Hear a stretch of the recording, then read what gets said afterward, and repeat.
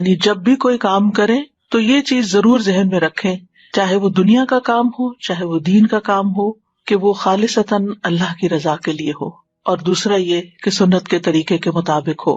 اور اگر ہمارے دن بھر کے کام ان دو شرائط پر پورے اترتے ہوں گے تو انشاءاللہ وہ سب خیر کے کام ہی کہلائیں گے، اور اگر زندگی اس طرح گزرتی گئی تو انشاءاللہ فلاح پائیں گے، کیونکہ وَافْعَلُوا الْخَيْرَ لَعَلَّكُمْ تُفْلِحُونَ، فلاح، کامیابی، سکسیس، اس کا انحصار اس بات پر ہے کہ ہم اس زندگی کو کتنے اچھے کاموں میں گزارتے ہیں۔ رسول اللہ صلی اللہ علیہ وسلم نے فرمایا، ہر شخص صبح کو اٹھتا ہے تو اپنے نفس کا سودا کرتا ہے، پھر یا تو اسے آزاد کرتا ہے یا اسے ہلاک کر دیتا ہے، یعنی اینڈ آف دا ڈے یا تو پھر نفع کا سودا اور یا نقصان کا سودا۔ اس لیے آغاز دن سے ہی نیکیوں کی ٹھان لیں، آنکھ کھلے تو دعا کے ساتھ دن کا آغاز کریں، اور وہ دعا بھی کیا ہے؟ الحمدللہ الذی احیانا بعد ما اماتنا والیہ النشور، سب تعریفیں اللہ ہی کے لیے ہیں جس نے ہمیں مرنے کے بعد زندہ کیا اور اسی کی طرف دوبارہ جانا ہے۔ نیند گویا کہ ایک موت تھی اور ہمیں ایک نیا دن ملا، نئی زندگی ملی، اور ہر روز ہمیں نئی زندگی ملتی ہے، کیونکہ بہت سے لوگ نیند کی حالت میں دنیا سے ہی چلے جاتے ہیں، ان کو واپس زندگی نہیں ملتی۔ اس لیے اٹھتے ہی اللہ کا شکر ادا کریں، یعنی اپنے دن کا آغاز گریٹیٹیوڈ سے کریں، الحمدللہ۔ اور جب آپ یہ الفاظ ادا کریں تو صرف ایک روٹین میں یا ایسے دل میں ہی نہیں کہتے، بلکہ بول کے ان کو ادا کریں۔ کم از کم اتنا اونچا ضرور بولے کہ آپ کے اپنے کان سن لیں، اپنے آپ کو ضرور سنوائیں، کیونکہ شکر صرف دل میں نہیں ہوتا، جب تک انسان اس کو زبان پر نہیں لاتا، اس کو اپنی زبان سے ادا نہیں کرتا، تو اس شکر سے لطف نہیں اٹھا سکتا، خوشی محسوس نہیں کر سکتا۔ لہٰذا اللہ کا شکر ادا کرے کہ اللہ نے آپ کو زندگی دی۔ پھر اس کے بعد دن کا آغاز فجر کی نماز سے کریں، اور پھر فجر کی نماز ایک بنیادی پلر ہے۔ اگر ہم دن کا آغاز ایک صحیح طریقے سے کریں گے تو انشاءاللہ عمارت کبھی نہیں گرے گی۔ فجر کی نماز پڑھنے والے کے لیے اللہ کا ذمہ ہے۔ رسول اللہ صلی اللہ علیہ وسلم نے فرمایا، جس نے صبح کی نماز پڑھی وہ شام تک اللہ کے ذمے میں ہے، یعنی اللہ کی حفاظت اور ضمانت میں ہے، اللہ نے اسے دنیا اور آخرت میں امن عطا کیا۔ فجر کی نماز میں لمبی تلاوت کریں، وقرآن الفجر ان قرآن الفجر کان مشہودا، اور فجر کا قرآن پڑھیے، بے شک فجر کا قرآن ہمیشہ سے حاضر ہونے کا وقت رہا ہے، اس وقت فرشتے حاضر ہوتے ہیں۔ کم سے کم تو 3 آیات ہوتی ہیں جیسے سورۃ اخلاص کی، لیکن زیادہ جتنی آپ بڑھا سکے، کیونکہ نبی صلی اللہ علیہ وسلم کی نمازوں میں فجر کی نماز سب سے طویل ہوتی تھی، یعنی اس کی قرات طویل ہوتی تھی۔ تہجد تو آپ خود اپنے لیے پڑھتے تھے تو وہ تو ویسے ہی طویل ہوتے تھے۔ رسول اللہ صلی اللہ علیہ وسلم نے فرمایا، کیا تم میں سے کوئی شخص یہ پسند کرتا ہے کہ جب وہ اپنے گھر واپس آئے تو اس میں 3 بڑی فربہ حاملہ اونٹنیاں موجود پائے، یعنی موٹی تازی 3 اونٹنیاں گھر میں کھڑی ہوں؟ ہم نے عرض کی جی ہاں۔ آپ نے فرمایا، پس 3 آیات جنہیں تم میں سے کوئی شخص اپنی نماز میں پڑھتا ہے، جو شخص اپنی نماز میں پڑھتا ہے وہ اس کے لیے 3 بھاری بھرکم اور موٹی تازی حاملہ اونٹنیوں سے بہتر ہے۔ تو اس سے یہ پتہ چلتا ہے کہ وہ قرآن کا حصہ جو ہم اپنی نماز کے اندر پڑھتے ہیں وہ اس سے افضل ہے جو ہم نماز کے باہر پڑھتے ہیں۔ لہٰذا اگر اللہ سبحانہ وتعالیٰ توفیق دیں تو تہجد کی نماز میں زیادہ سے زیادہ قرآن مجید پڑھیں، اور اپنا ڈیلی ایک ورد جو ہے وہ مقرر کر لیں کہ اتنا تو کم از کم ضرور پڑھنا ہے، کیونکہ جب ہم کوئی چیز مقرر کر لیتے ہیں اپنے اوپر تو پھر نبھا بھی جاتے ہیں، اور اگر آپ اپنے آپ کو اوپن اینڈ دیں تو نفس غالب آ جاتا ہے، سستی کر جاتا ہے اور انسان اس کو پورا نہیں کر پاتا۔ اور تہجد میں آپ قرآن مجید کو مصحف سے دیکھ کے بھی پڑھ سکتے ہیں تو اس میں طویل قرات ہو سکتی ہے، ادروائز قرآن مجید کے کچھ حصے یاد کر لیں تاکہ فجر کی نماز جو ہے وہ طویل ہو سکے۔ نبی صلی اللہ علیہ وسلم کسی بھی حالت میں فجر کی سنتیں نہیں چھوڑتے تھے، خاص صحت مند ہوتے یا مریض ہوتے، سفر میں ہوتے یا مقیم ہوتے، یہ نماز آپ نے کبھی نہیں چھوڑی۔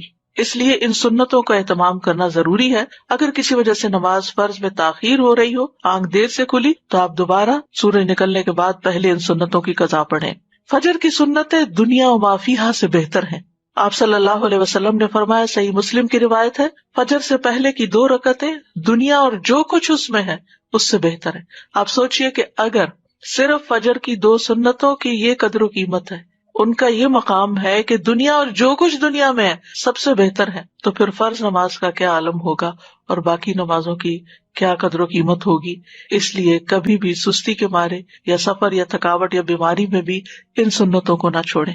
اور اگر آپ اس وقت شعور کے ساتھ یہ سنتیں ادا کریں کہ اس وقت دنیا میں جو کچھ ہے اگر آپ امیجن کر سکیں اس کو، تو میں اس سے بہتر چیز کا سودا کرنے جا رہی ہوں، تو انشاءاللہ اس سے آپ کی نماز میں ایک روح بھی آ جائے گی. اور پھر نماز خشوع و خضوع کے ساتھ ادا کریں.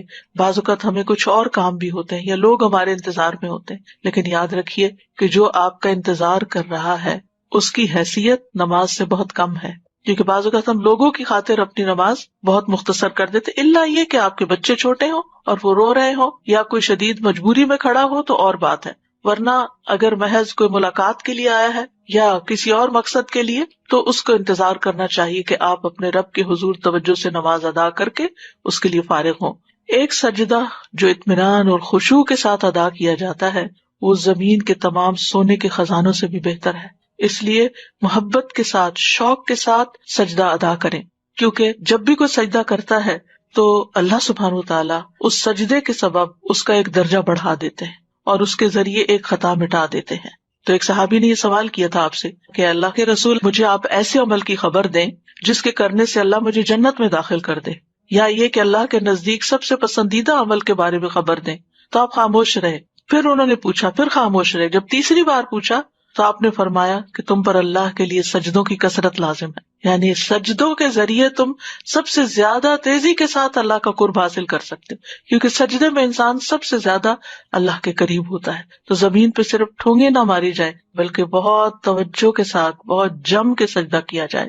نماز ختم ہونے پر اذکار ضرور کریں، اور سب سے پہلا ذکر اللہ اکبر، استغفر اللہ استغفر اللہ استغفر اللہ کے بعد کیا ہے؟ اللہم انت السلام ومنک السلام تبارکت یا ذا الجلال والاکرام. اس کو اگر آپ شعور کے ساتھ پڑھتے ہیں تو آپ کے اندر ایک سلامتی کی فیلنگ آتی ہے اور آپ کی وریز اور فکر اور پریشانیاں ختم ہوتی ہیں. اس لیے پوری توجہ کے ساتھ یہ دعا پڑھیں. پھر اسی طرح جب تک آپ مصلی پہ بیٹھے ہوں گے اور وضو قائم رہے گا تو فرشتے دعا کرتے رہیں گے، کیا؟ اللہم اغفر لہ، اللہم ارحمہ، اے اللہ اس کی مغفرت فرما، اس پر رحم فرما.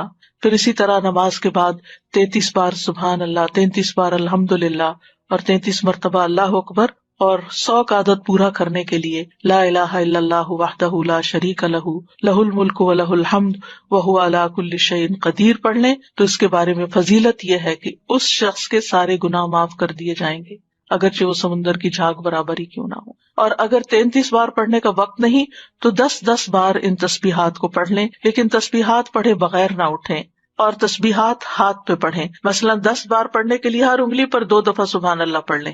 اگر 10 بار پڑھنا ہے تو 5 انگلیوں پہ بغیر کسی کنفیوژن کے 10 پورے ہو جائیں گے، کیونکہ دائیں ہاتھ سے پڑھنا افضل ہے. اور اسی طرح اگر آپ 33 بار پڑھنا چاہتے ہیں تو آپ ایک دفعہ نیچے سے اوپر کو 3 دفعہ اور دوسری دفعہ اوپر سے نیچے کو 3 دفعہ دائیں ہاتھ پہ پڑھیں. تو اس طرح 30 دفعہ ہو جائے گا، اور پھر ایک دفعہ اور چھوٹی انگلی پر 3 دفعہ مزید پڑھ کے 33 بار ہو جائے گا. یہ سیرہ رضی اللہ عنہا سے روایت ہے کہ نبی صلی اللہ علیہ وسلم نے عورتوں کو حکم دیا کہ وہ تکبیر، تقدیس اور تحلیل کی محافظت کریں اور تسبیح کو انگلی کے پوروں سے شمار کریں، اس لیے کہ قیامت کے دن ان سے بھی پوچھا جائے گا، سوال کیا جائے گا، اور وہ جواب دیں گی، یہ بولیں گی. تو یہ کیا گواہی دیں گی ہمارے حق میں کہ انہوں نے ہم پر اللہ کا ذکر گنا تھا.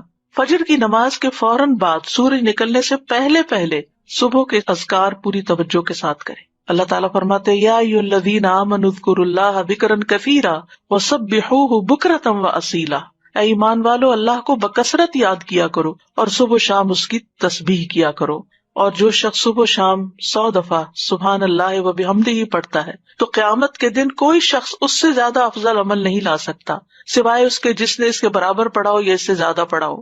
اور کوشش کیجئے کہ اپنی نماز کی جگہ پر ہی بیٹھے ہوئے اذکار مکمل کر لیں، کیونکہ فجر کی نماز سے لے کر سورج طلوع ہونے تک بیٹھنے کا اجر بہت بڑا ہے.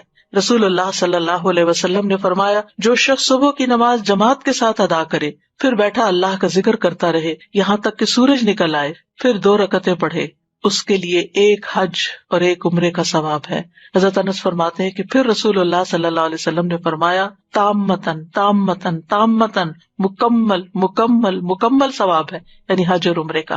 اس لیے اس وقت کو ذکر اذکار میں، اللہ کی عبادت میں اور یہ بھی ہے کہ اگر آپ قرآن کی تلاوت تہجد میں نہیں کر چکے تو اس وقت میں آپ قرآن مجید کی تلاوت بھی کر سکتے ہیں، لیکن یہ اسی وقت ہو سکتا ہے جب آپ تھوڑا وقت پر اٹھیں. یہ نہیں کہ سورج نکلنے سے 15 منٹ پہلے اٹھیں تو اس وقت یہ فضیلت آپ حاصل نہیں کر سکتے. آذان کے ساتھ ہی اٹھ جائیں اور پھر اس وقت میں اپنے صبح شام کے اذکار، کیونکہ صبح شام کے جو اذکار ہیں، صبح کے اذکار خاص طور پر، یہ آپ کے لیے حفاظت کا ذریعہ بھی ہے، اور یہ اسی وقت حفاظت کا ذریعہ ہے جب آپ ان کو سورج نکلنے سے پہلے پڑھتے ہیں. اور اس کے ساتھ ساتھ یہ بھی ہے کہ اگر آپ بیٹھ کے تھک رہے ہیں تو ساتھ ساتھ آپ اسٹریچز بھی کر سکتے ہیں، اپنی گردن کو موڑ سکتے ہیں، اپنے بازوؤں کو سانس لے سکتے ہیں، بیچ میں اپنے پاؤں کی ایکسرسائز کر سکتے ہیں. لیکن یہ ہے کہ آپ اس وقت کو اللہ سبحانہ تعالیٰ کے ذکر اور عبادت میں ہی گزاریں. اور قرآن مجید کی تلاوت جو ہے یہ بڑا ہی نفع مند کام ہے. اپنا مصحف روز کھولیں، یعنی کوئی دن ایسا نہ جائے کہ جس کے شروع میں آپ کا قرآن مجید کا کوئی حصہ نہ ہو، کیونکہ یہ بابرکت کتاب ہے اور اس کی برکت کی وجہ سے آپ کے دن کے کام بھی آسان ہو جائیں گے. سورۃ فاطر کی آیات میں اللہ تعالیٰ فرماتے ہیں ان الذین یتلون کتاب اللہ واقاموا الصلاۃ وانفقوا مما رزقناہم سرا وعلانیۃ یرجون تجارۃ لن تبور لیوفیہم اجورہم ویزیدہم من فضلہ انہ غفور شکور. بے شک جو لوگ اللہ کی کتاب کی تلاوت کرتے ہیں اور انہوں نے نماز قائم کی اور جو کچھ ہم نے انہیں دیا اس میں سے انہوں نے پوشیدہ اور ظاہر خرچ کیا، وہ ایسی تجارت کی امید رکھتے ہیں جو کبھی برباد نہ ہوگی، جس میں نقصان ہے ہی نہیں، تاکہ وہ انہیں ان کے اجر پورے پورے دے اور اپنے فضل سے انہیں زیادہ بھی دے. یعنی صرف اتنا نہیں ملے گا جو انہوں نے کیا، زیادہ بھی ملے گا.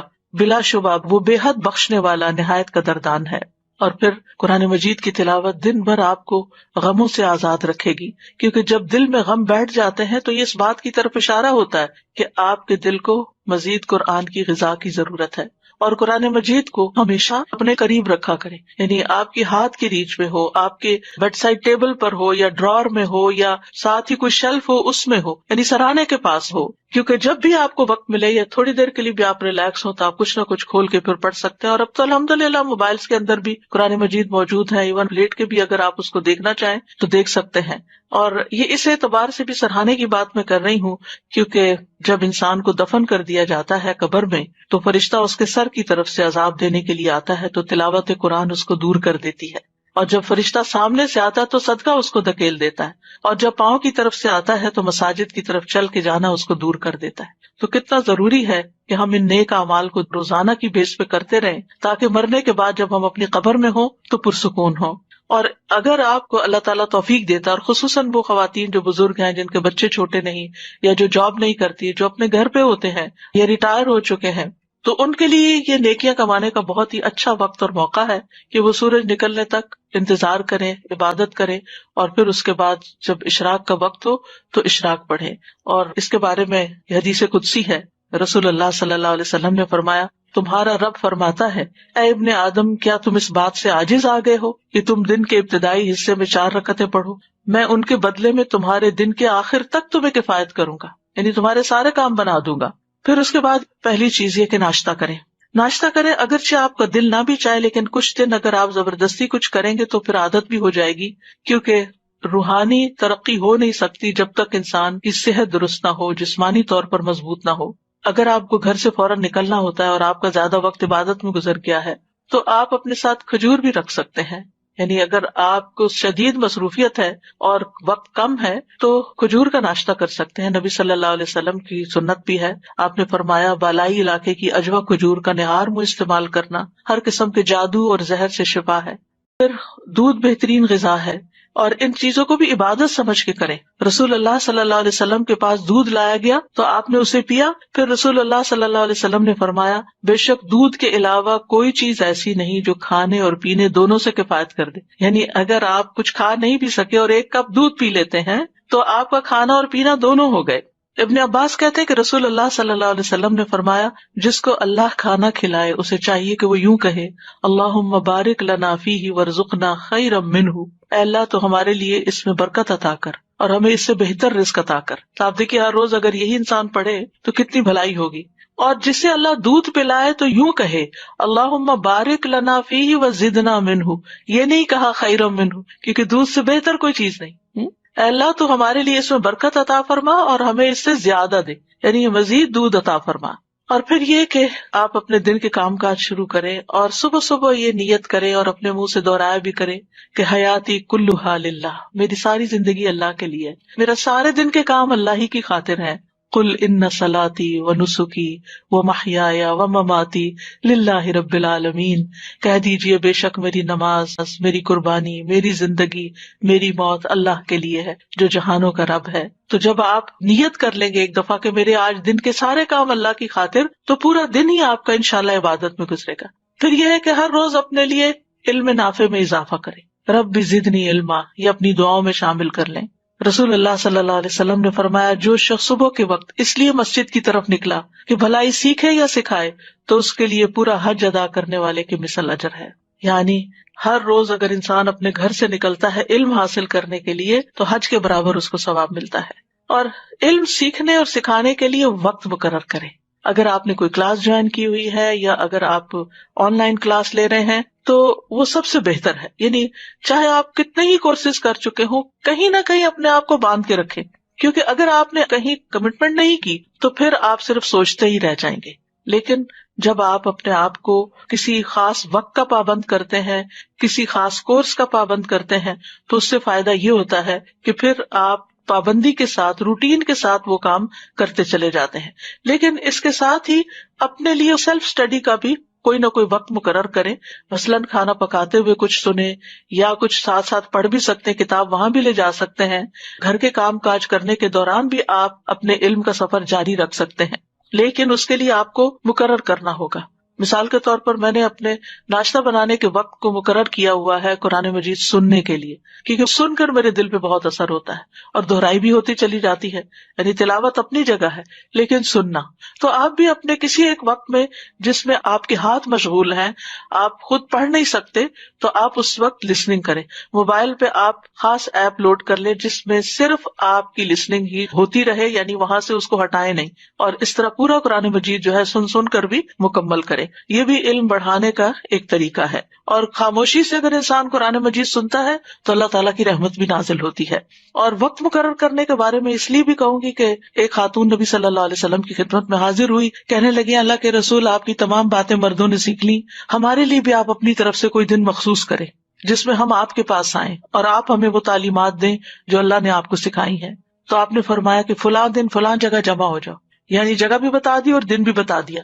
چنانچہ عورتیں جمع ہوئی، نبی صلی اللہ علیہ وسلم ان کے پاس آئے اور انہیں وہ سکھایا جو اللہ نے آپ کو سکھایا تھا. تو اس لیے کسی سے سیکھنا جو ہے یہ بھی ساری زندگی جاری رکھیں.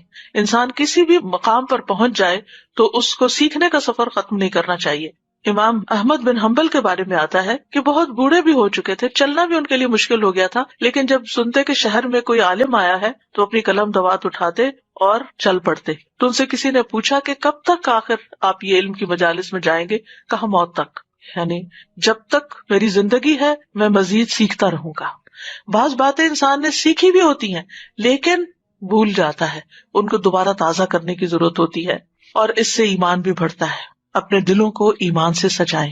وَلَٰكِنَّ اللَّهَ حَبَّبَ إِلَيْكُمُ الْإِيمَانَ وَزَيَّنَهُ فِي قُلُوبِكُمْ. اپنے آپ کو دیکھا کرے کہ کیا میرے دل میں ایمان کا حسن ہے، خوبصورتی ہے. اور ایمان میں اضافے میں جو چیزیں مددگار ہوتی ہیں وہ ہیں اللہ تعالیٰ کی اطاعت اور پسند کے کام کرنا، امانت کی حفاظت کرنا، سچ بولنا، ایمان کے مزین ہونے کی دعا کرنا، ایمان گھٹانے والے کاموں سے بچنا، چاہے وہ زبان کے گناہ ہو یا ویسے گناہ ہو، اور ایمان والے ساتھی تلاش کرنا، نیک صحبت. یعنی اب کووڈ کے دنوں میں آپ لوگوں سے ملنے کے لیے نہیں جا سکتے، لیکن آپ کال کر سکتے ہیں، آپ بات کر سکتے ہیں، لیکن ان لوگوں سے بات کرنے سے پرہیز کیجیے جو صرف غیبت سنانے والے ہوں یا صرف منفی باتیں کر کے آپ کو پریشان کرنے والے ہوں. ان کو کسی کام لگا دیجیے تاکہ وہ آپ کو نشانہ نہ بنائے، آپ کو ڈسٹ بن نہ بنائے کہ وہ صرف اپنے مسائل ہر وقت آپ کے سر پہ ڈالتے رہیں اور آپ ان کی وجہ سے پریشان رہیں، چاہے وہ آپ کے رشتے داروں میں سے ہو، چاہے وہ آپ کی اولاد میں سے ہو، چاہے آپ کے والدین میں سے ہو، چاہے آپ کے بہن بھائیوں میں سے ہو، کیونکہ یہی قریبی رشتے ہوتے ہیں جو بعض اوقات ہمارے لیے آزمائش بن جاتے ہیں. اور ان کی زندگی میں مسائل ہوتے ہیں، وہ جب بات کرتے ہیں وہ کسی نہ کسی کی شکایت کرتے ہیں، کسی نہ کسی کی غیبت کرتے ہیں، کوئی شوہر کی کر رہا ہے اور کوئی بچوں کی کر رہا ہے اور کوئی بہن بھائیوں کی کر رہا ہے اور کوئی کسی رشتے دار کی، کوئی نیبر کی. تو اس چیز سے آپ نے پوری طرح بچنا ہے. آپ ان کو کسی ایسے کام لگا سکتے ہیں، علم سیکھنے سکھانے کے کام میں، کسی ویلفیئر کے کام میں، کسی کی خدمت کے کام میں، کہ جس سے ان کی زندگی میں خوشی آئے اور دھیان بٹے اور وہ ہر وقت آپ سے اس قسم کی باتیں نہ کریں. اور اگر وہ نہیں باز آتے تو ان کو آپ اچھے طریقے سے سمجھا بھی سکتے ہیں کہ یہ کام آپ کے اور میرے دونوں کے ایمان کے لیے بھی درست نہیں اور ہماری آخرت کے لیے بھی درست نہیں. ایک دفعہ شاید ان کو یہ بات کڑوی لگے، لیکن یہ ہے کہ آئندہ کے لیے وہ سنبھل جائیں گے. پھر اسی طرح یہ ہے کہ قلبی طہارت کے ساتھ ساتھ اپنی جسمانی طہارت کا بھی روزانہ اہتمام کریں. اپنے جسم، ناخن، بدن، ان تمام چیزوں کے بارے میں فکر مند رہیں.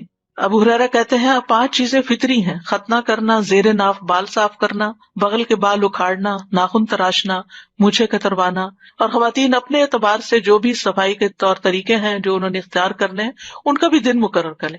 مثلاً اگر آپ نے ہر فرائیڈے مقرر کر رکھا ہے یا ہر سنڈے مقرر کر رکھا ہے، اگر آپ اپنی پرسنل ہائیجین کے لیے ٹائم فکس کر لیں گے تو انشاءاللہ آپ کو مشکل نہیں ہوگی. لیکن باقی ڈیلی نمازوں میں وضو کرتے ہوئے اچھی طرح اپنے آپ کو صاف کریں، ساتھ مسواک کریں. رسول اللہ صلی اللہ علیہ وسلم دن یا رات میں جب بھی سو کے اٹھتے تو وضو سے پہلے مسواک کیا کرتے تھے.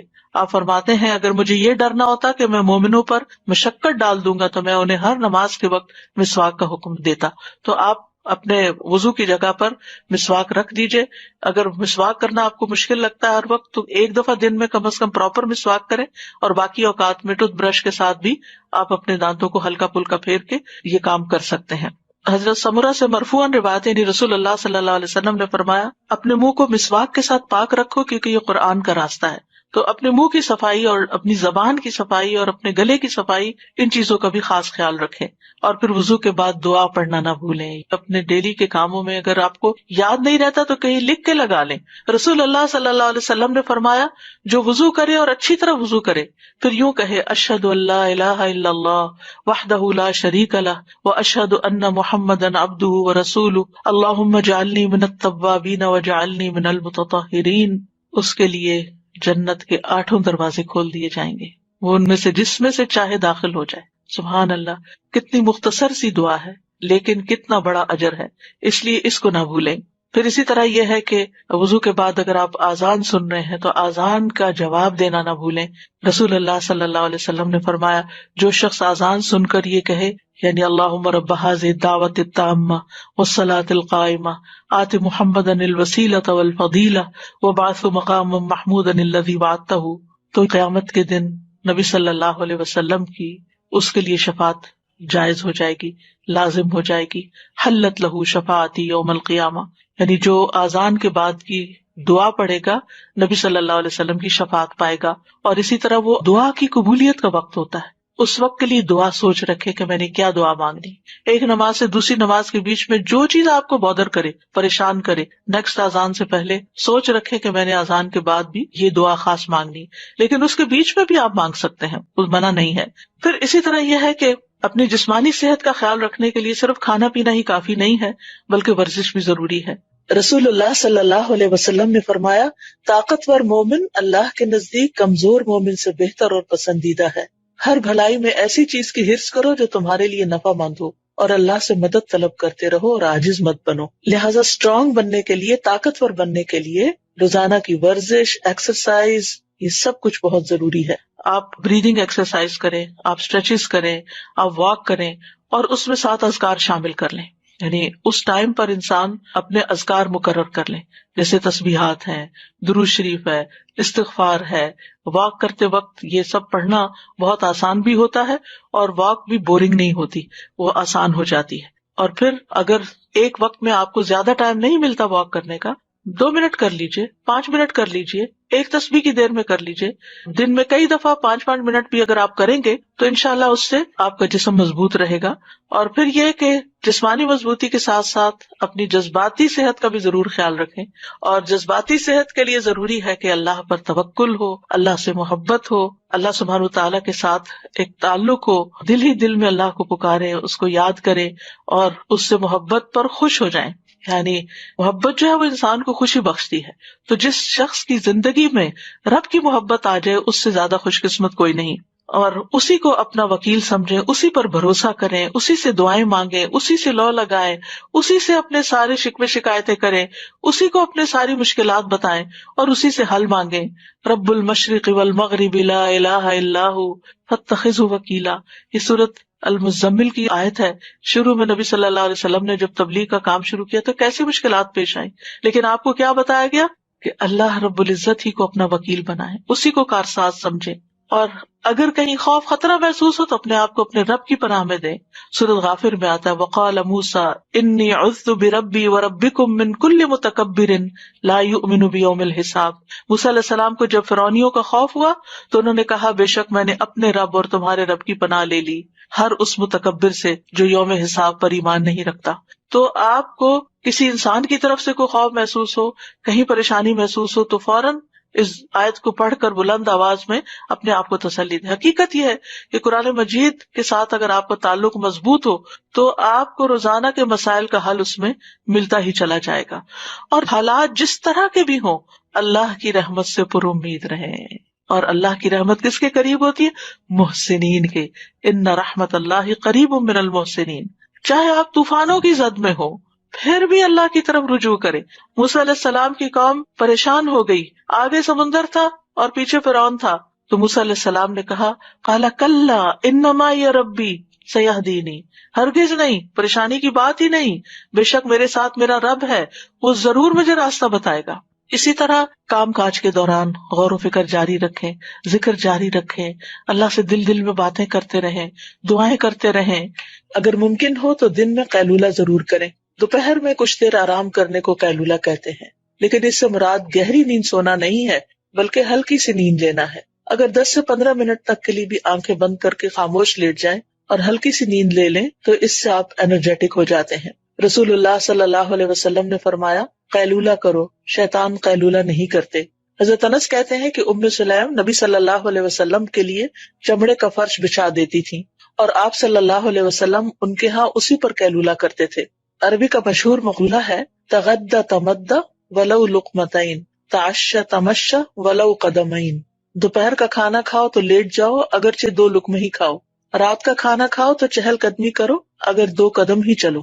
عقل مند لوگ قرآن مجید میں ان کو بتایا گیا الذین یذکرون اللہ قیاما وقعودا وعلی جنوبہم ویتفکرون فی خلق السماوات والارض ربنا ما خلقت ھذا باطلا سبحانک فقنا عذاب النار. کون ہے عقل مند لوگ؟ وہ جو کھڑے، بیٹھے اور لیٹے اللہ کو یاد کرتے رہتے ہیں اور آسمانوں اور زمین کی پیدائش میں غور و فکر کرتے ہیں اور کہتے ہیں اے ہمارے رب تو نے یہ سب کچھ بے مقصد پیدا نہیں کیا، تو پاک ہے، ہمیں آگ کے عذاب سے بچا. اور خاص طور پر جب آپ کچن میں کام کر رہے ہوں، کوکنگ کر رہے ہوں، اس وقت روزانہ کوشش کریں کہ آگ کے عذاب سے پناہ کی دعا کریں، کیونکہ وہاں آگ قریب ہوتی ہے تو انسان کے پھر دل سے دعا نکلتی ہے. یعنی اس سے بہتر موقع کوئی نہیں ہوتا کہ جب انسان آگ سے بچنے کی دعا کرے. تو کہنے کا مطلب یہ ہے کہ ذکر صرف مصلی پر نہیں ہوتا، ذکر چلتے پھرتے، اٹھتے بیٹھتے، کام کاج کرتے آپ کی زبان اللہ کے ذکر سے تر رہے. اور کیونکہ اللہ کا ذکر جو ہے کثرت سے کرنا کامیابی کا باعث ہے. سورۃ انفال میں آتا ہے وَاذْكُرُوا اللَّهَ كَثِيرًا لَعَلَّكُمْ تُفْلِحُونَ. اور اللہ کو بہت زیادہ یاد کرو تاکہ تم فلاح پاؤ. الا بذکر اللہ تطمئن القلوب. سن لو اللہ ہی کی یاد سے دل اطمینان پاتے ہیں. اور سب سے افضل ذکر کیا ہے؟ لا الہ الا اللہ. خصوصاً جب دل گھبرائے تو کثرت سے پڑھے لا الہ الا اللہ. اس کا یہ مطلب نہیں کہ صرف ایک تسبیح کر کے رکھ دے، اٹھتے بیٹھتے بھی لا الہ الا اللہ، اللہ اکبر، الحمدللہ، اللہ تیرا شکر ہے، سبحان اللہ، استغفر اللہ، یہ زبان پہ جاری ہوتے رہنے چاہیے تاکہ جب موت کا وقت آئے تو ذکر کرنے میں، لا الہ الا اللہ پڑھنے میں کوئی مشکل نہ ہو. پھر اسی طرح لا حول ولا قوت الا باللہ. رسول اللہ صلی اللہ علیہ وسلم نے حضرت ابو ہریرہ سے فرمایا لا حول ولا قوت الا باللہ زیادہ پڑھا کرو، یہ جنت کے خزانوں میں سے ایک خزانہ ہے. یعنی جنت میں اگر آپ کو خزانے چاہیے تو لا حول کی کثرت کر دیں. کثرت سے توبہ استغفار بھی کرنی چاہیے کیونکہ استغفار سے رحمت کے دروازے کھلتے ہیں، دنیا کی ساری مشکلات حل ہوتی ہیں. اور پھر مسلسل استغفار گناہوں کو مٹاتا ہے، رزق کو کھینچ لاتا ہے، اولاد میں خیر و بھلائی ہوتی ہے، اور اللہ تعالیٰ دنیا کی نعمتیں بھی کثرت سے دیتے ہیں. جیسے کہ سورۃ نوح میں آتا ہے کہ آسمان سے بارشیں بھی برسیں گی، مال اور بیٹوں سے بھی تمہاری مدد ہوگی، اور اگر مال میں کمی ہے یا بیٹوں کی طرف سے پریشانی ہے تو وہ بھی اللہ تعالیٰ دور کرے گا، اور تمہیں باغات عطا کرے گا، تمہارے لیے نہریں جاری کر دے گا۔ مغرب کی نماز کے بعد بھی اللہ سبحانہ وتعالیٰ کا ذکر کرے۔ حدیث میں آتا ہے رسول اللہ صلی اللہ علیہ وسلم نے فرمایا، جو شخص لا الہ الا اللہ وحدہ لا شریک لہ لہ الملک ولہ الحمد یحیی ویمیت وہو علی کل شیء قدیر مغرب کے بعد 10 مرتبہ پڑھے گا، اللہ تعالیٰ اس کی حفاظت کے لیے اسلحہ بردار فرشتے بھیجے گا جو صبح تک اس کی شیطان سے حفاظت کریں گے۔ پھر یہ ہے کہ دن بھر کے کاموں کو آپ آرگنائز کر کے کریں، یعنی اپنے آپ کو جتنا آپ ڈسپلن کریں گے اتنا ہی آپ کا دن زیادہ پروڈکٹیو ہوگا۔ وقت کا بہتر سے بہتر استعمال کریں۔ رسول اللہ صلی اللہ علیہ وسلم نے فرمایا، 2 نعمتیں ایسی ہیں جن کے بارے میں اکثر لوگ خسارے میں ہیں، ایک تندرستی اور دوسرے فراغت۔ بہت سے لوگ بہت سی چیزیں سوچتے ہیں لیکن کر نہیں پاتے، اور جب کرنے لگتے ہیں تو تھوڑی دیر میں دھیان ادھر ادھر ہو جاتا ہے اور پھر ہر چیز بکھر جاتی ہے۔ اینڈ آف دا ڈے انسان کہتا ہے میں نے تو کچھ کیا ہی نہیں، اور پریشانی پر پریشانی بڑھتی چلی جاتی ہے۔ اور چونکہ ہر انسان کی زندگی میں کوئی نہ کوئی امتحان ہوتا ہے، پریشانی ہوتی ہے، تو بعض اوقات انسان اس پریشانی میں اتنا مغلوب ہو جاتا ہے کہ جو بھی اس نے اپنے کام سوچے ہوتے ہیں وہ سارے ایک طرف رکھ کے کوئی ذہنی تفریح کا سامان کر لیتا ہے۔ اور آج کل تو بہت بڑا فتنہ ہے کہ موبائل ہمارے ہاتھ میں ہے، کوئی ڈرامہ لگا لیتا ہے اور کوئی گانا سننا شروع کر دیتا ہے، اور کوئی کسی طرح کی بھی ویڈیو دیکھ کے ایک کے بعد ایک شروع ہو جاتی ہیں، اور اس طرح جو کرنے کے کام ہے وہ سارے دھرے کے دھرے رہ جاتے ہیں۔ تو اس چیز کے بارے میں آپ نے بہت کانشیس ہونا ہے، کیونکہ انسان اگر ان چیزوں میں پڑا رہے تو چھوٹی چھوٹی پریشانیاں اس کو ڈسٹریکٹ کر سکتی ہیں، اور چھوٹی چھوٹی خوشیوں کا حصول اس کو ڈسٹریکٹ کر سکتا ہے، تو پھر انسان کا ایک دن بھی ضائع ہوا تو سمجھے اس نے بہت بڑا نقصان کیا۔ اور یہ کہانی سبھی کی ہے کسی نہ کسی طرح، اس لیے کارآمد اور نتیجہ خیز دن گزارنے کے لیے ضروری ہے، نمبر 1، اپنے پورے دن میں جو کام آپ بے مقصد کرتے ہیں ان پہ غور کریں، ان کی لسٹ بنائیں کہ کون سے کام فضول کے کام ہیں جن کے بغیر بھی گزارا ہو سکتا ہے، یا اس سے بہتر کام بھی ہیں، تو اپنے وقت کو گھٹیا کاموں میں نہیں گزاریں، بہتر کاموں میں گزاریں۔ دوسرا یہ کہ اپنے سارے دن کے کاموں کے نتائج بھی دیکھیں کہ اس کا ریزلٹ کیا ہے، آؤٹ کم کیا ہے، میں نے جو اس چیز پہ اتنا وقت لگا دیا تو میں نے کیا کمایا، کیا حاصل کیا۔ بعض اوقات ہم ایسے ہی کوئی لغو سی چیز دیکھنا شروع کر دیتے ہیں اور کہتے ہیں اس میں بھی لرننگ ہے، اینڈ میں پوچھے کیا لرن کیا، کیا سیکھا، کیونکہ بہت وقت صرف ایک نفس کی خواہش ہوتی ہے جس کے پیچھے انسان چل رہا ہوتا ہے۔